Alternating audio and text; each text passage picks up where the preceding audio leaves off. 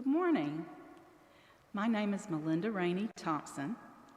About 25 years ago, I arrived here at St. Stephen's outside Doug Carpenter's office downstairs in tears.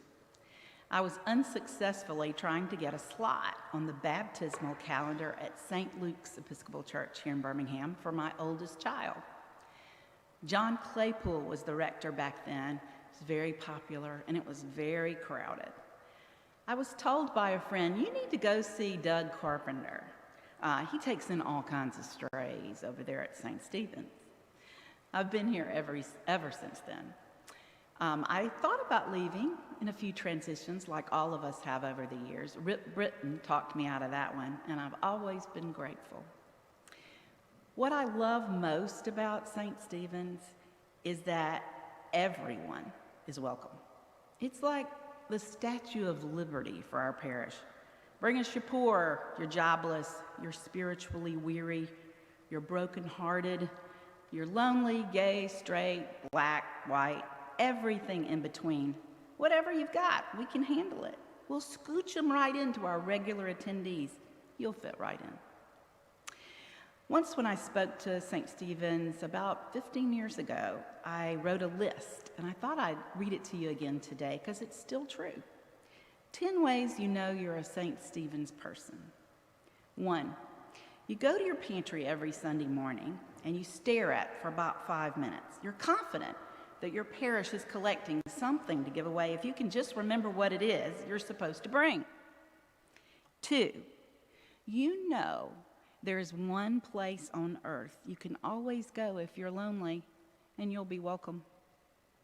3, thanks to our many services, you greet potential newcomers on your pew very cautiously, because the truth is, they may have been going to St. Stephen's a lot longer than you. They just go to a different service. 4, you know that no matter how tough things are at your house, there is someone at St. Stephen's who has it worse than you. More importantly, you know there are people at St. Stephen's who will try to help both of you. 5, no matter how well you think you know your fellow parishioners, you'll discover at least one fascinating new fact about someone at St. Stephen's you thought you knew pretty well, at least once a week. I once handed out lemonade with someone who had climbed Mount Kilimanjaro. I sang in a choir with a woman who meditated through dental surgery rather than using anesthesia, Elizabeth Downs. And I watched a slideshow from one of the world's leading experts on Antarctica. 6, when you visit another church, you're often just a wee bit disappointed in the food. It doesn't live up to ours. 7, you're so comfortable with your clergy's leadership that you don't have to know where they're leading you. You just buckle up and hold on tight, like a new ride at Disney World. 8, you've seen enough comings and goings over the years, clergy and layperson alike, that you suspect the bishop actually sends troubled souls to St. Stephen's on purpose so they can be sorted out, because this is a rock-solid parish and everybody knows it. 9, you may have the only church choir in Christendom without choir drama. Never have. 10, you never feel that your voice is unwelcome or unheard. Most days you'll find me singing in the choir here at St. Stephen's. These days, virtually, we've all learned a lot. I have 3 generations of family here. My sister Strawn, my parents Bart and Linda Rainey, and my children Warner, Nat, and Lily were all baptized and confirmed here. I'm married to Judge Bill Thompson, the presiding judge of the Alabama Court of Civil Appeals. We've had some anxious Sunday mornings over the years when we wondered how we would be received that day. When my husband fired Roy Moore, it was a hard time at our house. St. Stephen's has always been kind to us. I'm a writer, a speaker, and a professor here at a small liberal arts college, Birmingham-Southern. My students call me Mert. I write what I teach, creative nonfiction primarily. You've probably read something I've written over the years in some magazine or another, although you might not know it. Creative nonfiction means that I tell very real stories about real people like you and like me. I come from a very long line of bossy Southern women, and everything I write is true, but I understand the concept of literary hyperbole. That's where the creative part comes in. I've written 5 books: Southern Women Aging Gracefully, The Swag Life, I Love You Now Hush, I've Had It Up to Here with Teenagers, and my newest book that was just released in February is called If I Were the Boss of You. You know what happened, right? I got in one signing at the Alabama Booksmith, one public radio interview that went to a few states, one television interview, and then blam. I watched the little dates wink out on my calendar. 18 things canceled, canceled, canceled. It broke my heart. It takes years of work to write a book. I can't reach my readers now, and I love this book. It's my favorite thing I've ever written. I had to remind myself of some basic life philosophies that also work for writing. Every student I've ever taught can recite it.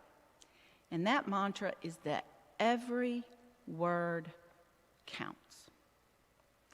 If I Were the Boss of You is different from my previous books. It's deeper. It has more heft to it. Some chapters are written to make you laugh out loud. Some chapters will make you cry, and some will make you lie awake and wonder. There are, I hope, intentionally charming reflections, funny observations, and not lots of nagging worries we all share about our day-to-day lives. Who we are, what's important to us, the small choices we make every single day determine the course of our lives. I often return to these age-old, big life questions in everything I write. Not that I've really solved anything, of course. I have essays with chapter titles like A Chromosomal Point of View, The Fake Eulogy, and A Smackdown by Jesus. They're supposed to make you laugh as well as think. Tiny indignities will probably make you cry. Every time I read it in public, it makes me cry. I'm going to start by reading you a few little excerpts today, and I'm going to start with one of those that I think might keep you up thinking and wondering. It's called Angels and Aliens.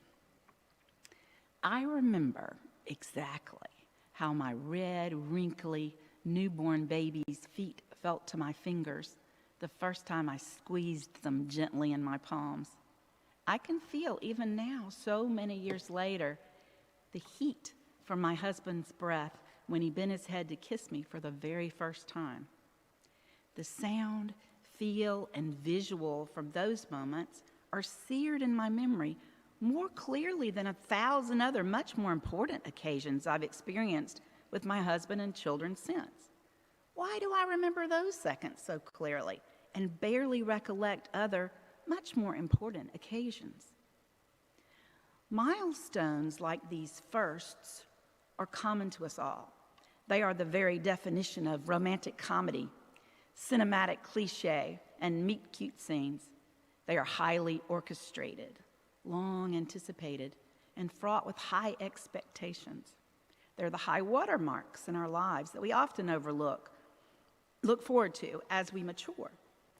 I can remember using a bath towel to simulate my wedding veil when I was a little girl, for example, and shaving my legs for the first time without supervision, resulting in very bloody, nicked-up shins and knees. We humans are always looking ahead, aren't we? We're always hurrying toward the next horizon. Go west, my son and daughter, I assume. These red-letter calendar days break out over our heads, ripple out in every direction, and determine the course of the rest of our lives in ways we can't even imagine at the time. Often the firsts in our lives that define us, a job, a fortunate meeting, or a marriage. Occasionally, however, it's an exit taken or not taken on the way to the airport. We have no idea what the repercussions will be when we live, as we so rarely do, except in those cliched firsts, entirely present in the moment. On rare occasions, it's not the long-anticipated births, graduations, or weddings that determine our fates. It's something totally unexpected that happens with no warning whatsoever. Sometimes freeze-frame moments of incalculable import come out of nowhere and ambush us when we least expect them. We're driving across a bridge and suddenly it collapses. These experiences slam into our lives like tornadoes and wreak havoc on every way possible. There's little or no time to consider, weigh, debate the pros and cons of decisions made in the heat of these moments. We have to choose, right then, immediately, between rocks and hard places. We can't call a trusted friend for advice, shout out from the game show cab, research every potential pitfall, or figure out the odds of success in a lab. It's a now or never choice that will never come again. A few seconds when a decision must be made to jump out of the window to escape the fire and risk being injured in the fall, or succumb to the smoke and flames fast approaching. Should we donate the organs of our loved one or not? Should we jump in the river to save the stranded dog being swept away, or watch the scene unfold as a bystander? Will you try to get pregnant now, or will you continue to wait for that perfect time? When exactly is the right time to evacuate? Do you stay with the steady job with great benefits you hate, or try something totally different? These are the moments when we're forced to leap off the high dive to see what happens next. We find out what we're really made of deep down inside, and what's most important to us when we make decisions under non-negotiable deadlines, under extreme pressure from deep in the gut, without weighing and calculating, researching, and letting our educated brains overrule our deepest instincts. It's a gut check, the most basic level. Who do you love most? What can you live with or not live with for the rest of your life? I'm fascinated by these grand moments that come out of the blue. They are small slices of our lives in terms of time, but they have the power to change us irrevocably, for better or worse, and forevermore. That split second when a choice must be made that will define our personal ethics forever. To do the right thing when no one is looking, for example. It declares absolutely who we are, what we believe in our hearts, and what will or will not haunt us for the rest of our days. Can you adopt someone else's orphan? Can you vote for a person if you don't respect them? Can you forgive a spouse for an affair? What would you say to the murderer of your child? Do you want to live a long life in ill health, or a short one that is relatively pain-free? Regular people like you and I make decisions just like these every single day. What makes a person decide in a fraction of a second to risk his or her life to rescue a stranger? What drives another to a moment of infidelity? How does a lone protester suddenly find the courage to stand up to oppressors with no hope of salvation? What is it that drives a wife who has been physically abused for years to suddenly decide to kill her husband? I don't have the answers, but I am intrigued by these questions. When we die, the legacy we leave behind is the chain reactions begun by each of us in these first moments, our gut check decisions and the choices we make when we are courageous enough to take a chance, even when it's dangerous, illogical, or a last-ditch Hail Mary pass into the end zone to either win the game or go out in a blaze of glory. For some people, decisions made in a few seconds result in a Medal of Honor. For others, they result in a lifetime of regret. The death of someone thanks to a drunk driver or a 2-second text distraction. There's no going back. There's no do-over, and the lives that are changed ripple out in every direction across miles and generations. Everything I write, all of my books, they have a point of view, and they all involve choices we're making. We all know that the parade is only going in one direction, and some of us will have a long parade route and some a short. So really, the only choices we have are how we're going to walk along that parade route. And that life philosophy applies to writing. I learned a really painful lesson with this book's publication. I won't sell thousands of books this time. There won't be any money to help with tuition bills or weddings, no big checks like that. But what I realized is that that doesn't mean that these words aren't valuable to the people who do get to read them. And that goes for any words you write too. Your voice matters. I write about my very ordinary, errand-running life, the things almost everyone else would find too boring or mundane to merit attention. I have chapters with titles like I Hear Voices, Hospital Waiting Rooms, that's a crazy stew in those waiting rooms, Crazy Love, and The Grown-Up Club. St. Stephen's people appear in all my books because those are the people that are in my life. I'm going to read you a couple of more little bits. This one is called Assumption of the Risk.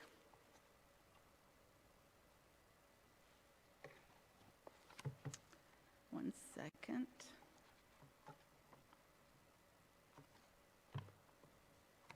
Now, I'm going to switch back to this one. Do you believe in ghosts? How about angels or aliens? Every time one of my children asks me whether or not I believe in something like that, I always hedge my bets, waffle around, and avoid any definitive answer. That's because I don't know what to say or how to answer the question. I'm an artful dodger. Teachers and moms are good at that, and I'm both of those. Yeah, no, maybe, a little bit, aren't very satisfying answers. We humans prefer neat categories of right and wrong, real or fake, good and bad. Sadly, almost nothing is that simple. I'm a practical, neat, organized, logical type of person. I don't like vagueness any more than you do. And believe me, online conspiracy nuts make me want to reach for the Advil. What I know to be true is that throughout our recorded history on this planet, when we humans have been certain that we knew everything there is to know about something, which we've done over and over, that fact always turns out to be wrong, or at the very least, incomplete. When you think about it, humans are remarkably arrogant, considering how easily the species could be wiped out. One good year for viruses, and we're in trouble. Knock out the bee population, for example, and we may very well go extinct. We need those pesky insects for pollination to feed ourselves. Our immune systems are rather delicate. I'm afraid that might be what gets us in the end. The world is flat, our ancestors said positively. Be careful, you'll sail over the edge. Well, no, as it turns out, you won't. Humans can't walk on the moon. That's Hollywood trickery, plenty of people scoffed. True, it took us a while to figure out how to get Neil Armstrong off the ship onto the moon for a stroll while ensuring we could actually get him back alive, but we eventually found a way. That should be the motto for us frail mortals. Humans will find a way. Arrogant, but also endearing. That's us. If humans were meant to fly, we'd have wings, the masses shouted. The Wright brothers were discounted over and over and lived through failure after failure. No one believed they could really pull it off. They didn't have grant money, venture capital, crowdsourcing, or anything but their own wits and brawn. They believed in themselves, though. They had faith. They dared to dream big. So did others who made a difference in the world. Jonas Salk, Dietrich Bonhoeffer, Bill Gates, Rosa Parks, Albert Einstein. I think I can, said the little engine that could. Most theologies are based on a belief in something believers can never prove to the satisfaction of non-believers. That's the essence of faith. It would be a further example of our arrogance, I believe, to think that we know all there is to know about this world, the ones that came before or the ones that might come after. We all began quite literally as stardust. I find that quite romantic, don't you? I think the strongest force on earth is love, not fear, not desire, not hatred. Love. I know it exists. I've experienced it personally. I've observed it in others, but I can't quantify it precisely, demonstrate it in a laboratory, or prove empirically that love is the end-all and be-all for humans, although I believe it from somewhere so deep within that you could never convince me otherwise. Have you ever noticed that a dying person's last words, no matter how spiteful, vicious, trying, arrogant, or hateful that person has been in his or her life, are almost always words of love? Rarely do you hear of someone going into the great good night while railing and cursing. And I don't think that's because we get more polite when we're dying. I think we just get more honest.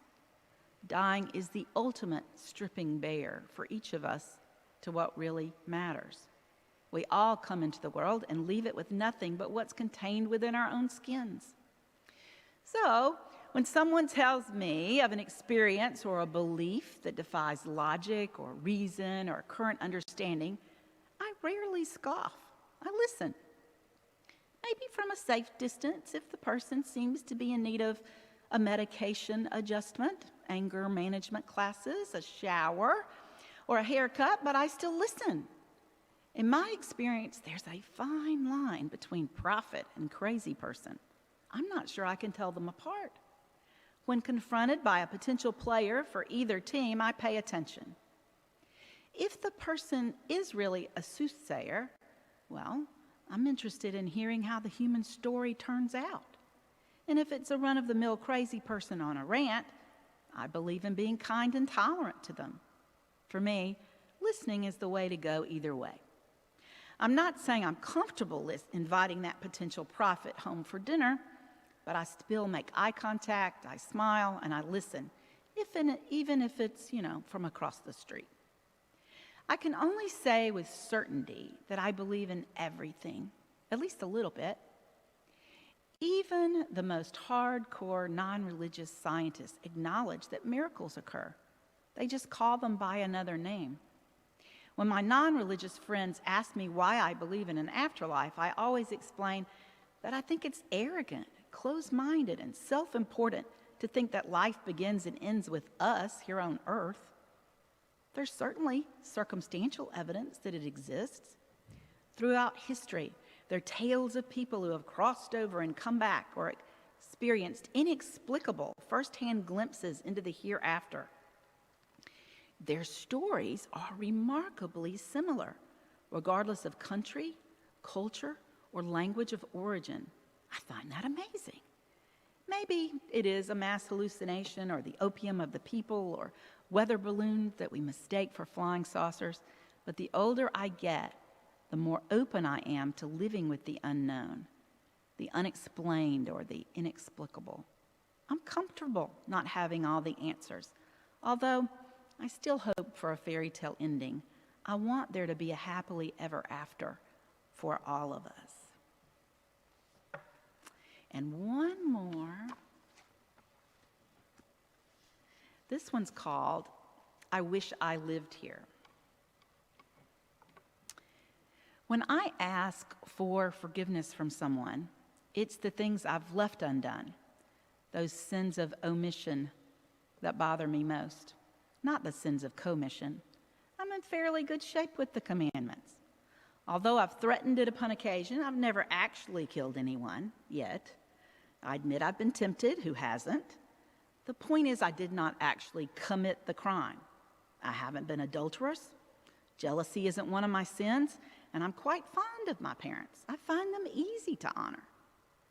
What I aspire to do well, but often fall short on, are the should've, would've, could've items that I never got around to, despite good intentions. I fear my epitaph might say, "Here lies Mel. She meant well." Like almost every mom I know, I feel like I hurtle through my day at this breakneck pace, like Miss Clavel, the nun in the illustrations in the Madeline books. School, work, cook, clean, laundry, sleep. Begin again. Hurry, hurry. Most days I field whatever ball comes my way, put out the closest fire, and tread water just hard enough to keep from going under. That's no way to live. I call the parenting I've done with 3 offspring close in age triage parenting. I'm just trying to get the big things right. Work hard, plan ahead, do your part, help those less fortunate than you are. Just thinking about my to-do list makes me tired before I even get out of bed. When I look around my house, all I see is the dust so thick you could write your name on it on the dining table, the piles of laundry yet to be sorted, the crusty pots and pans that wouldn't fit in the dishwasher no matter how much I rearranged the dishes the night before. The sad truth is that I'm too concerned about the things that don't matter in the long run to take stock of the things that matter right now. Even though I know this about myself, I continue to make this mistake over and over again. I don't know why I can't internalize this lesson once and for all. Over the years, each one of my 3 children has invited a child into our home who looked around and uttered some variation of these words: "I wish I lived here." They could have said, "I wish my mom made after-school snacks," or "I wish my parents helped with homework," or "I wish I could count on my dad to pick me up on time." They didn't. When a child says these words to you and means them, you know it in your heart immediately. Each time it happened to me, I looked around my house and I saw it with new eyes. It was the same old house: leaky gutters, outdated bathrooms, chipped kitchen counters, carpet stains, cat hair everywhere, handprints on the walls. But my eyes saw this same old view from a new perspective, through the eyes of a child who longed to live there with us. Over and over again, I need this lesson reinforced. I take my ordinary, everyday kind of wonderful life for granted. I've got to quit doing that. In all of my books, If I Were the Boss of You, the new one, or any of the old ones, I have a very 21st century kind of voice. Every woman. There are no magnolias and moonlight or southern nostalgia in anything I write. Think of me as the woman you see in the Target parking lot. We are a very underrepresented group in Southern literature. I am very much the voice of my people. Women, of course, particularly mothers, writers, and teachers. When you write, where you come from matters. We call that a sense of place when we're teaching it in literature. So I'm from a small town in LA, Lower Alabama, where I was born, even though I've lived in Birmingham for over 30 years. I am just like you, your mom, your sister, your wife, your grandmother, your friend, your daughter. My writing is the product of my sense of place, of the heat we get down here, of a history of oppression, of years and years of observing very strong women work around the edges of a traditionally patriarchal society in a very non-openly confrontational way to get things done. It has been my experience that when you need something done, women are the people who can get it done. I always like to think of it like this. Picture the mighty Mississippi River on a map. Women, particularly in the South, have learned to flow around the hard edges of society down here. Think ageism, racism, sexism. But they're working their way to the same end, just like the mighty Mississippi twists and turns, but eventually makes its way to the sea. My books were accidents.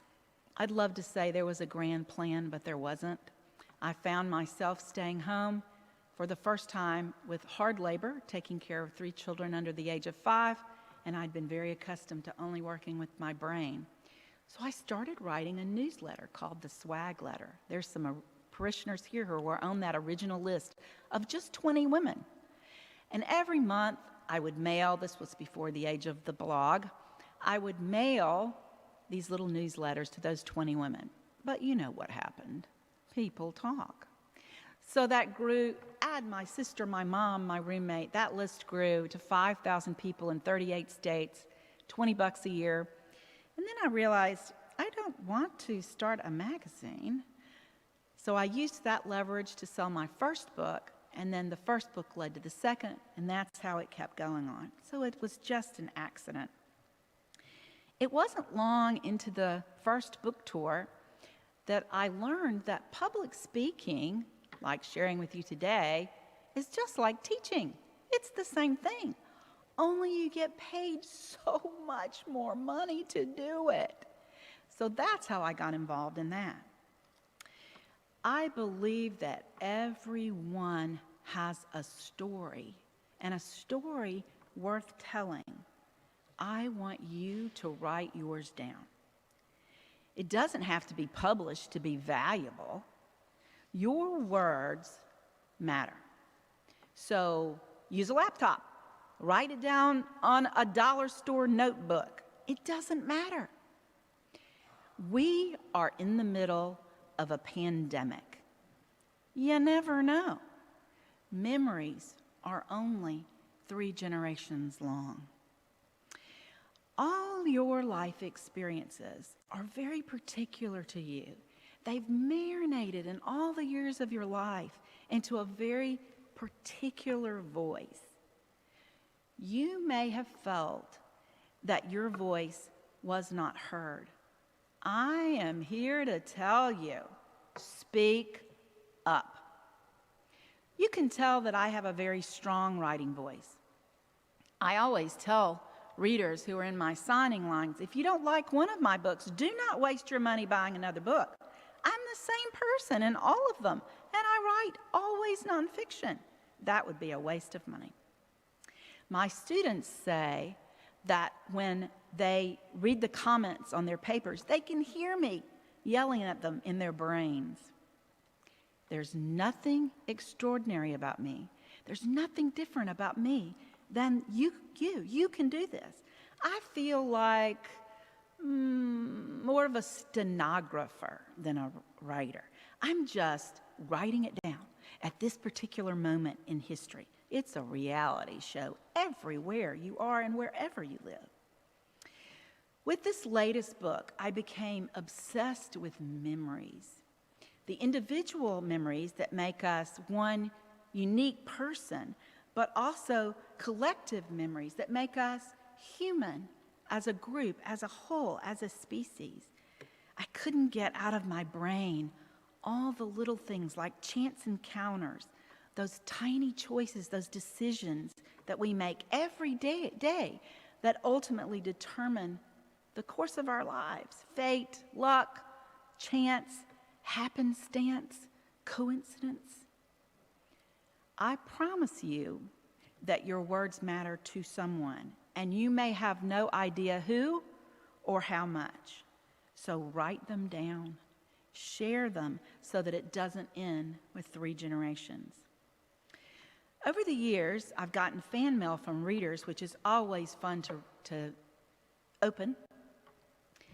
My second favorite letter came totally out of the blue one day, and I walked to my mailbox, and I opened the mail very carelessly. I would have been much more careful had I known that letter was from Harper Lee. And Harper Lee wrote me this lovely note bragging on my first 2 books. Well, as an Alabama writer, that was, of course, just a big day in my writing career. My very favorite letter happened another year, and I can still see the blue stationery that I opened. It was a little folded note. In it was a letter from a woman, and she told me that she read my books aloud to her mother in hospice in the last 3 days of her life, and that she laughed out loud. That mattered to me. That meant that my words had meaning and value in the world. Writing is the way that I find meaning. I find worth. I find happiness. I find some sense of peace and contentment in daily life. And when I share my thoughts with you, I find community. I feel like I've made a difference in the world, even just a little bit of one. And my goal always with everything I write is to leave you better off by the last word and the last phrase on the last page of the book than you were when you started out. And you can do that too. If only for your children or your grandchildren. Write your stories down. They'll be forgotten before you know it. Maybe your husband was the great love of your life, but maybe not. What was the best day of your life? The very best. What were you doing and thinking on some of the most important days in our country's history? On 9/11, the day the Challenger exploded, the election of the first African-American president. What were you thinking? What were you feeling? Get that down on paper. The writing advice that I'm going to leave you with is much like my life philosophy. 1, don't put things off. You just never know. 2, pay attention to everything around you, to your relationships, to your work, to the world spinning all around you. 3, that life is in the detail. Life is in the small stuff, not just the grand gestures. 4, I agree with the philosophy most often attributed to St. Augustine, although I'll tell you, there's some debate over the provenance of that. Since you cannot do good to all, you are to pay special attention to those who by accidents of time or place or circumstance are brought into close connection with you. I know that we can't all do big things that change the world. I recognize that.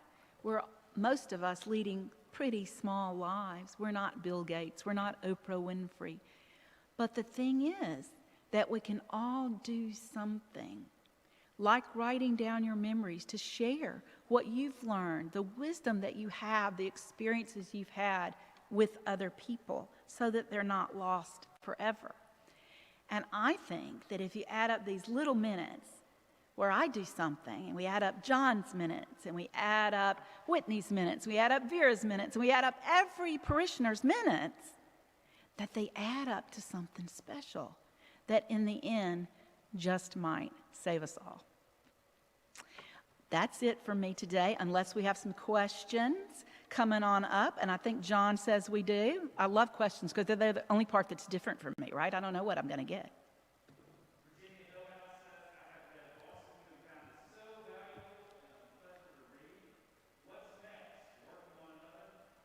I got to get over this one first. I've said every single time I am never writing another book. It is never going to happen again. Nobody has time. Nobody has time to write a book. William Faulkner said that all a writer ever has is a few minutes here or there, and nothing has changed since he said that in 1940, I think.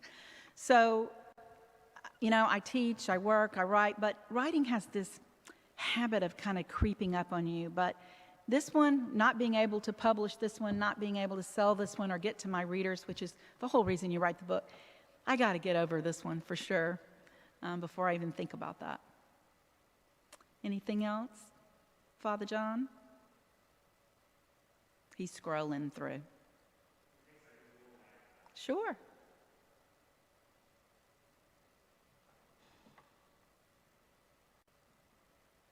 No?